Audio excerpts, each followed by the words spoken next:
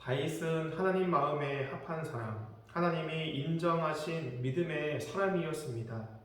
하나님은 다윗과 영원한 언약을 맺으시고 그에게 영원한 나라와 영원한 왕위를 약속해 주시기까지 하셨습니다. 다윗은 자신의 모든 것이 다 하나님께로부터 온 것임을 인정하며 하나님께 순복하는 삶을 살았습니다. 그런데 이런 다윗도 한순간 그 죄에 빠져 무너지게 됩니다.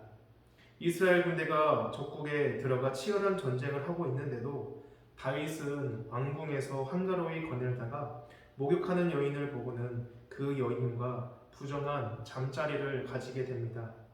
다윗과 잠자리한 여인은 처녀가 아닌 다윗의 용사였던 우리야 장군의 아내였던 것이죠. 잠자리를 가지려 했던 여인이 자신의 부하 그 아내였던 사실을 알면서도 다윗은 간음의 죄를 집음합니다. 심지어는 자신의 죄를 감추기 위해 살인까지 저지르게 되죠. 성경은 위대한 믿음의 사람들도 연약하고 죄를 피할 수 없는 존재임을 숨김없이 드러냅니다. 노아와 같이 당대의 의인이요 경건한 사람도 그 대홍수 사건 이후에 술에 취해 그 온 옷을 다 벗고 드러놓은 사실을 밝힙니다. 믿음의 조상 아브라함은 자기의 목숨을 지키려고 자기 아내를 가는 곳마다 누이 동생이라고 거짓말을 하고 다녔던 부끄러운 행동도 그대로 성경에 드러내죠. 죄라고는 전혀 찾아볼 수 없었던 엘리야 선지자도 이세벨 여왕의 엄포에 오금이 젖어서 광야로 도망을 칩니다. 그리고는 그 광야에 드러누워 하나님께 더 이상 살기 싫으니 자신의 목숨을 걷어가시라고 떼를 쓰기도 하죠. 왜 성경은 탁월한 신앙을 가졌던 사람들의 실수를 이처럼 여과 없이 그대로 기록하는 걸까요? 그것은 언제든지 죄를 범할 수 있는 연약하고 무능한 존재가 우리 인간임을 깨닫게 하기 위함입니다. 다윗처럼 탁월한 믿음의 사람도 영적으로 나태해지고 게을러지면 한순간에 죄의 나락으로 떨어지고 만다는 사실을 보게 되는 것이죠. 성도 여러분, 우리는 평안할 때, 일이 잘 풀릴 때일수록 말씀과 기도로 깨어 있어야 하는 줄 믿습니다. 우리의 연약함, 우리 안에 있는 죄성을 깨닫고 두렵고 떨리는 마음으로 하나님을 더욱 의지하는 우리 성도님들 되시기를 주님의 이름으로 축원합니다. 하나님께서는 택하신 자들의 죄를 묵인하시지 않습니다. 그 죄를 깨닫게 하시고 그 죄에서 돌이키는 회개를 불러 일으키시는 것이죠. 하나님은 나단 선지자를 다윗에게 보내 그의 죄를 깨닫게 합니다. 나단 선지자는 직설적으로 다윗의 죄를 고발하지 않고 비유를 통해 다윗의 죄를 깨닫게 하는 지혜를 발휘합니다. 비유의 내용은 이런 것이죠. 어떤 성에 가축이 많은 부자와 어린 암양 한 마리밖에 없는 가난한 사람이 있었습니다. 어느 날 부자인 집에 나그네가 찾아오자 부자는 그에게 대접할 음식을 자신의 많은 가축에서 잡지 않고 가난한 집에 그 한 마리밖에 없는 암양을 빼앗아 주었다는 그런 비유의 말씀인 거죠. 이 이야기를 들은 다윗은 크게 화를 냅니다. 그리고 그 일을 한 사람을 찾아서 바로 죽여야 한다고 말을 하죠.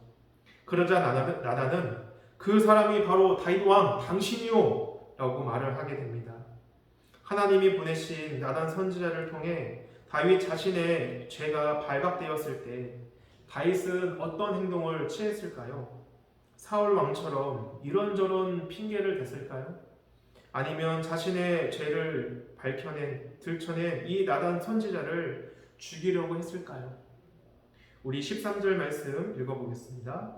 다윗이 나단에게 이르되 내가 여호와께 죄를 범죄하였노라 하매 나단이 다윗에게 말하되 여호와께서도 당신의 죄를 사하셨나니 당신이 죽지 아니하려니와. 아멘. 다윗은 나단을 통해서 자신의 죄를 직시하고 회개합니다. 내가 여호와께 죄를 범하였나이다. 내가 여호와께 죄를 범하였나이다. 그런데 놀라운 것은 다윗이 이 고백을 하자마자 나단은 여호와께서 왕의 죄를 용서하셨다라고 말을 하는 겁니다. 이것을 보면 하나님께서는 다윗이 회개하기만을 간절히 기다리고 계셨다는 것을 알게 됩니다.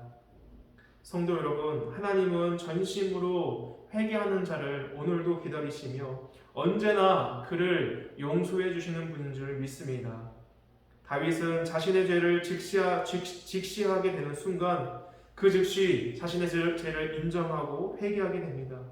겸손한 가운데 그 왕의 체면을 내려놓고 철저히 회개했던 것이죠. 우리도 다윗처럼 죄를 짓고는 일정 기간 자신의 죄를 덮어두고 모른 채 하며 지낼 때가 있습니다.